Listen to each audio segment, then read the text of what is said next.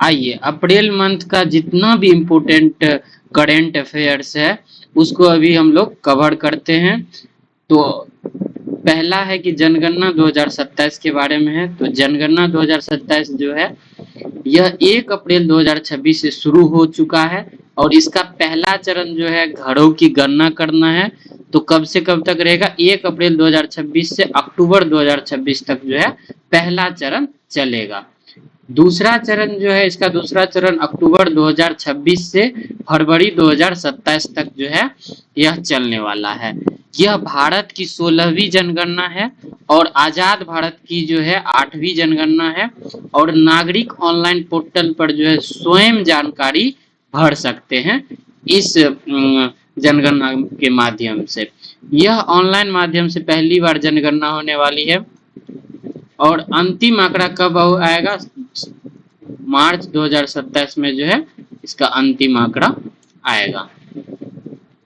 दूसरा है कि पीएम सूर्य घर मुफ्त बिजली योजना कब आया था? इसकी शुरुआत 2024 में हुई थी।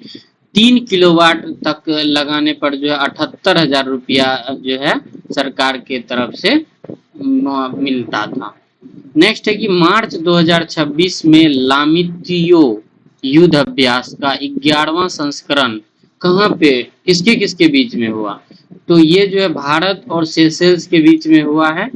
लामित्यो युद्ध अभ्यास का 11वां संस्करण जो है भारत और सेशेल्स के बीच। नेक्स्ट है कि नौसेना का मिलन अभ्यास जो है 2026 वह कहाँ पे हुआ? विशाखापत्तनम में हुआ है। भारत और इसमें जो है 74 देश पे जो है इसमें भाग लेती है। तो जितने भी मित्र राष्ट्र है इंडिया के वो सारे भाग लेते हैं मिलन अभ्यास में। अब खेलो इंडिया से देख लेते हैं। खेलो इंडिया जो है ये इसका 5 खेल होता है। युवा खेल जो है 2025 में हुआ, बिहार में हुआ और इसमें जो है महाराष्ट्र जीता है। यूनिवर्सिटी खेल जो है इसका आयोजन जयपुर में हुआ था और इस पे टॉप पे चंडीगढ़ रहा था। जनजातीय खेल जो है का इधर ही कुछ दिन पहले आयोजन हुआ था और इस पे टॉप पे कर्नाटक रहा। और विंटर गेम्स का जो है आयोजन लद्दाख में हुआ था और इस पे टॉप पे सेना रहा था। बीच खेल जो है, बीच खेल का आयोजन जो है दीव में हुआ है। कहाँ पे हुआ है? दीव में और इस पे टॉप पे कर्नाटक रहा है, कर्नाटक। नेक्स्ट है कि भारत जनजातीय महोत्सव 2026। जनजातीय महोत्सव 2026 का आयोजन कौन किया था? जनजातीय कार्य मंत्रालय, जनजातीय कार्य मंत्रालय द्वारा जो है दिल्ली में किया गया है। सरस मेला से, सरस मेला जो है ये जो है आंध्र प्रदेश में हुआ है और इसका जो है विश्व पुस्तक मेला 2026 है। ये देखिए सरस मेला जो है आंध्र प्रदेश में हुआ है और दूसरा क्वेश्चन है कि विश्व पुस्तक मेला जो है 2026 में और रायसीना बैठक, ये दोनों जो है विश्व पुस्तक मेला और रायसीना बैठक ये दोनों दिल्ली में हुआ है और सरस मेला जो है आंध्र प्रदेश में हुआ है। नेक्स्ट है कि वित्त वर्ष 2025-26 की वार्षिक पवन ऊर्जा क्षमता कितना रहा है? तो ये जो है 6.0 गीगावाट जो है 2025-26 की वार्षिक पवन ऊर्जा क्षमता रही है। वृद्धि हुई है इतना 6.5 गीगावाट की पवन ऊर्जा में। नेक्स्ट है कि वित्त वर्ष 2025-26 में पवन ऊर्जा क्षमता जो 50 गीगावाट हो गई है टोटल। और सौर ऊर्जा क्षमता वर्तमान में कितना हो गया है? 55 गीगावाट। भारत का विश्व में स्थान देख लेते हैं। सौर ऊर्जा में तीसरा स्थान है, पवन ऊर्जा में चौथा स्थान है और नवीकरणीय ऊर्जा में जो है नवीकरणीय ऊर्जा में 2030 तक जो है 50 गीगावाट का लक्ष्य रखा है और इसमें जो है तीसरा स्थान अभी नवीकरणीय ऊर्जा में भारत का है। सौर ऊर्जा में भी तीसरा है, पवन ऊर्जा में चौथा है। नेक्स्ट है कि साइक्लोन 4 अभ्यास भारत और मिस्र के बीच हुआ और इसका आयोजन कहाँ पे हुआ है? मिस्र में हुआ है। सिंधी भाषा दिवस जो है 10 अप्रैल, कब? 10 अप्रैल को जो है मनाया गया है। जनजातीय वर्ष की घोषणा जो है बिरसा मुंडा की 150वीं जयंती पर जो है किया गया और जनजातीय वर्ष 2025-26 तक रहा है। नेक्स्ट है कि डस्टलिक अभ्यास 2026। डस्टलिक अभ्यास 2026 जो है भारत और उज्बेकिस्तान के बीच होता है, और उज्बेकिस्तान में जो है इसका अभ्यास किया गया इस बार जो है। यह अभ्यास उज्बेकिस्तान में हुआ है। भारत और उज्बेकिस्तान के बीच में डस्टलिक अभ्यास होता है। ब्रिक्स से देखते हैं। ब्रिक्स जो है, ब्रिक्स का आयोजन जो है 2024 में रशिया में हुआ, 2025 में ब्राजील और 2026 में भारत में जो है। इसका कौन करेगा भारत में? विदेश मंत्रालय। विदेश मंत्रालय का जो है मंत्री कौन है? एस जयशंकर। विदेश मंत्री कौन है? एस जयशंकर। नेक्स्ट देखते हैं कि विश्व व्यापार संगठन। विश्व व्यापार संगठन जो है WTO, world trade organisation. World trade organisation का जो है 14वां संस्करण मंत्री स्तरीय सम्मेलन जो है 26 से 29 मार्च 2026 के मध्य जो है कैमरून के याउंडे में जो है आयोजित किया गया। कहाँ किया गया है? कैमरून के याउंडे में जो है इसका आयोजन हुआ है। 14वां संस्करण था और 26 से 29 मार्च तक हुआ है। इसमें जो है भारतीय प्रतिनिधित्व का नेतृत्व जो है वाणिज्य एवं जो है उद्योग मंत्री पीयूष गोयल किया। वाणिज्य और उद्योग मंत्री कौन है? पीयूष गोयल। और उन्हीं ने जो है विश्व व्यापार संगठन WTO का इस बार नेतृत्व किया था इंडिया की ओर से। नेक्स्ट है कि रामनाथ गोयनका पुरस्कार। रामनाथ गोयनका पुरस्कार जो है यह 27 मार्च 2026 को जो है 20वां रामनाथ गोयनका उत्कृष्टता पत्रकारिता के क्षेत्र में दिया जाता है, और इसका 20वां संस्करण था। 27 मार्च 2026 को जो है रामनाथ गोयनका पुरस्कार दिया गया। ये जो है किन क्षेत्र में?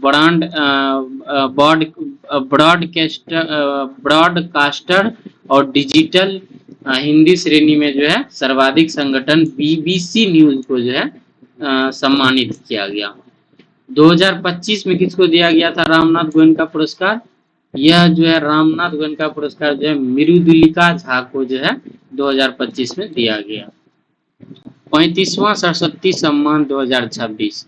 25 मार्च 2026 को जो है राम कुमार मुखोपाध्याय का जो है 25वां सरस्वती सम्मान 2025 जो है लिखित बंगाली उपन्यास जो 25 मार्च 2026 को राम कुमार मुखोपाध्याय द्वारा लिखित बंगाली उपन्यास हरा पार्वती को दिया गया। किसको दिया गया है? हरा पार्वती को जो है यह पुरस्कार दिया गया है। राम कुमार मुखोपाध्याय द्वारा जो है दिया गया था। अब है ऑस्कर 2026 से देख लेते हैं। ऑस्कर 2026 जो है किस मूवी को दिया गया है? वन बैटल आफ्टर अनदर को दिया गया है। एक्टर इसका जॉर्डन है, एक्ट्रेस बकली है और डायरेक्टर इसका थॉमसन है। और भारत से नामित कौन सी फिल्म थी? Home bound.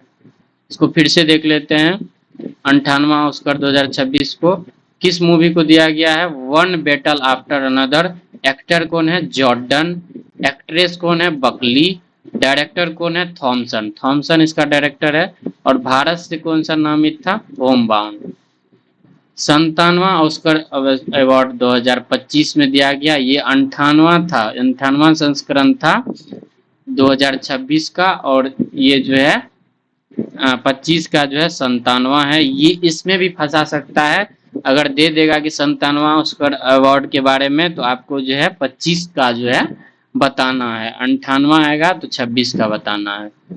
मूवी अनोरा को दिया गया है 57वां Oscar award. Actor Adrien Brody थे, एक्ट्रेस मेडिसन थी और डायरेक्टर इसका सीन बेकर था। और भारत से नामित कौन सा मूवी था? लापता लेडीज। नेक्स्ट देख लेते हैं संविधान संशोधन 106वां संविधान संशोधन जो है 128वां विधेयक द्वारा जो है पेश किया गया। उसी के माध्यम से जो है 126वां संविधान संशोधन लागू हुआ। नारी वंदन जिसका नाम है। महिलाओं को जो है लोकसभा और विधानसभा में इसके माध्यम से 33% आरक्षण जो है 15 साल के लिए दिया जाना है। ये 2023 में ही पास हो गया था। उसके बाद फिर जो है उसी से रिलेटेड एक और विधेयक 2026 में आया। इसमें कहा गया कि महिलाओं को जो है 33% आरक्षण जो है इसी विधेयक के तहत दिया जाएगा। ये 131वां विधेयक के तहत। और इसमें एक और प्रावधान था, और लोकसभा की सीटों को बढ़ाकर जो है 850 सीट करने का इसमें बात किया गया था, जनगणना 2011 के तहत। ठीक ना। तो उसी के तहत जो है महिला को 33% आरक्षण दिया जाना था। जब सीट बढ़ेगा उसके बाद ही महिला को 33% आरक्षण मिलेगा। तो लेकिन यह विधेयक पास नहीं हो पाया। क्यों नहीं पास होया? क्योंकि इसके लिए जो है 354 वोट चाहिए, 2/3। बट लेकिन इसमें जो है मिला कितना, 298 वोट ही मिला था। नेक्स्ट है कि नया संसद भवन, ये कब बना? मई 2023 में बना था। ये त्रिभुजाकार आकृति का है, और कंपनी कौन सा था? टाटा कंपनी ने इसका अथी किया था। प्रोजेक्ट कौन सा था? सेंट्रल विस्टा प्रोजेक्ट के तहत बना। इसमें कितना सीट है नया लोकसभा में? 888 सीट है, और राज्यसभा में 384, और टोटल जो इसका जो है टोटल कैपेसिटी 1272। नेक्स्ट है Yashoda and Krishna painting. Yashoda and Krishna painting के बारे में देखते हैं। यह राज रवि वर्मा द्वारा जो है बनाई गई। किसके द्वारा बनाई गई? राज रवि वर्मा के द्वारा बनाई गई। यह अप्रैल 2026 में इसका नीलामी हुआ है। अप्रैल 2026 में इसका नीलामी हुआ है, और यह 167.2 करोड़ में बिका है। यह अब तक का सबसे महंगा जो है कलाकृति बन गया है। ये बहुत ही इम्पोर्टेंट क्वेश्चन है, ठीक ना। इसको आप लोग जो है इम्पोर्टेंट मान लीजिए, क्योंकि ये अभी 1-2 एग्जाम में पूछा भी गया है। और इसको जो है अच्छे से देख लीजिएगा। राज रवि वर्मा द्वारा बनाई गई थी, और ये जो है 167 करोड़ में बिकी है। अब तक की सबसे महंगी पेंटिंग है।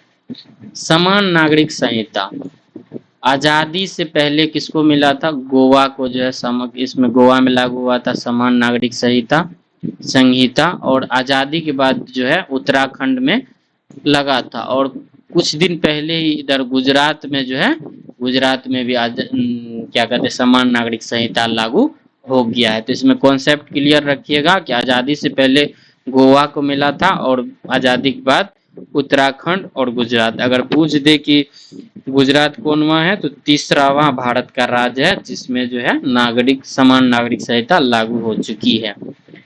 नेक्स्ट है धर्म गार्जियन अभ्यास जो है, इसका आयोजन 24 फरवरी से 9 मार्च के बीच उत्तराखंड में जो है इसका 7वां संस्करण था, उत्तराखंड में हुआ। और इसमें जो है भारत और जापान के बीच हुआ था। किसके बीच होता है धर्म गार्जियन अभ्यास? भारत और जापान के बीच। भारत और जापान के बीच कौन सा अभ्यास होता है? धर्म गार्जियन अभ्यास। उत्तराखंड में हुआ है। और इसमें से कुछ इम्पोर्टेंट है, देख लेते हैं। जय माता और जिमैक्स अभ्यास भी जापान के साथ होता है। जय माता और जिमैक्स अभ्यास किसके साथ होता है? जापान। तो क्या कहते हैं, जापान के साथ कितना अभ्यास हो गया? 3। धर्म गार्जियन, जय माता और जिमैक्स। नेक्स्ट है कि जापान की पहली महिला प्रधानमंत्री कौन बन गई है? सोनाए ताकाइची। सोनाए ताकाइची जो है वो जापान की पहली महिला प्रधानमंत्री बन गई है। सोनाए ताकाइची हाल ही में बनी है। और साइक्लोन युद्धाभ्यास 2026 में हुआ। ये इसका 4वां संस्करण था, और ये भारत और मिस्र के बीच होता है, और इसका आयोजन जो है मिस्र में किया गया है। नेक्स्ट है कि एशिया मुक्केबाजी चैंपियनशिप 2026, ये इधर ही हुआ है कुछ दिन पहले। इसका आयोजन जो है उलान बटोर में हुआ है। उलान बटोर मंगोलिया देश में पड़ता है। और भारत ने इसमें 16 पदक जीता है, 5 गोल्ड जीता, 3 सिल्वर जीता और 8 ब्रॉन्ज जीता। नेक्स्ट है कि नवीकरणीय ऊर्जा स्थापित क्षमता में भारत जो है वैश्विक स्तर पर तीसरा स्थान हो गया नवीकरणीय में। ऊपर भी पढ़े थे इस टाइप का। टोटल जो है गैर जीवाश्म भारत का कितना हो गया 283.86 गीगावाट। टोटल गैर जीवाश्म भारत का कितना हो गया है 283.86 गीगावाट। वित्त वर्ष 2025-26 में कुल इसका वृद्धि कितना हो गया है 55.3 गीगावाट। 2025-26 में इसका वृद्धि 55.3 गीगावाट हो गया है। टोटल 283.86 गीगावाट है और भारत इसमें तीसरा स्थान है। और नवीकरणीय ऊर्जा 2030 तक जो है भारत का लक्ष्य कितना है 500 गीगावाट तक जो है नवीकरणीय ऊर्जा को पहुंचाना है। नवीकरणीय ऊर्जा क्या होता है जो बिना किसी जीवाश्म का बनता है, जैसे सौर ऊर्जा या पवन ऊर्जा या जो भी जीवाश्म से नहीं बनता है वही जो है नवीकरणीय ऊर्जा होता है या उसको गैर जीवाश्म ऊर्जा भी बोलते हैं। सियाचिन दिवस जो है 13 अप्रैल को मनाया गया है। इधर ही 13 अप्रैल को सियाचिन दिवस मनाया जाता है। 9वें हिंद महासागर सम्मेलन हुआ है। 9वां हिंद महासागर सम्मेलन या पोर्ट लुइस में हुआ है। पोर्ट लुइस कहाँ पड़ता है मॉरिशस में पड़ता है।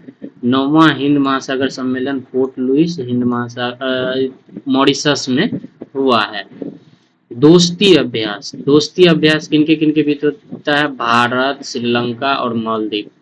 दोस्ती अभ्यास भारत, श्रीलंका और मालदीव, इनमें का आयोजन कौन किया था आयोजन किया था मालदीव ने। नेक्स्ट है कि मिथिला महोत्सव जो है कहाँ पे हुआ है गांधीनगर में हुआ है। बट इसमें कंफ्यूजन हो सकता है, ये बिहार का अगर किसी जिले का या पूर्णिया सब का नाम देने पर जो है लोग पूर्णिया मार सकते हैं, इसीलिए इसको जो है गांधीनगर जो है याद रखना है। गांधीनगर गुजरात की राजधानी है। 2025-26 में जो है भारत का सबसे बड़ा व्यापारिक साझेदार कौन बन गया है चीन। 2025-26 में भारत का सबसे व्यापारिक साझेदार चीन। इससे पहले अमेरिका था, अब लेकिन जब अमेरिका ने भारत पर टेरिफ ज्यादा 50% लगा दिया तो 2025-26 में भारत का सबसे बड़ा व्यापारिक साझेदार कौन हो गया चीन हो गया। नेक्स्ट है कि 2025-26 में चीन के साथ भारत का व्यापारिक घाटा कितना रहा है 112.16 अरब डॉलर। 112.16 अरब डॉलर। नेक्स्ट है कि रमेश बाबू वैशाली जो है फीडे महिला जो है कैंडिडेट्स टूर्नामेंट जीतने वाली जो है 2026 में पहली भारतीय है। इन्होंने जो है कतरीना लेग्नो को हराकर जीता है। तो फिर से इसको देख लीजिए, रमेश बाबू वैशाली जो है फीडे महिला कैंडिडेट टूर्नामेंट में जो है पहली भारतीय महिला बन गई है ये जीतने वाली रमेश बाबू वैशाली, और इन्होंने जो है कतरीना लेग्नो को हराकर जीता है। नेक्स्ट है कि जनगणना 2027 का राष्ट्रीय ब्रांड एम्बेसडर कौन है सुदर्शन पटनायक। कौन है सुदर्शन पटनायक। तो ये लेक्चर यहीं पे जो है कंप्लीट हो गया। तो इसको लाइक जरूर कर लीजिए और सब्सक्राइब भी कर लीजिए ताकि फिर इसके बाद जो है नेक्स्ट लेक्चर लेके आएंगे करंट पे। तो कैसा लगा लेक्चर आप लोग जो कमेंट में जरूर बताएं। धन्यवाद।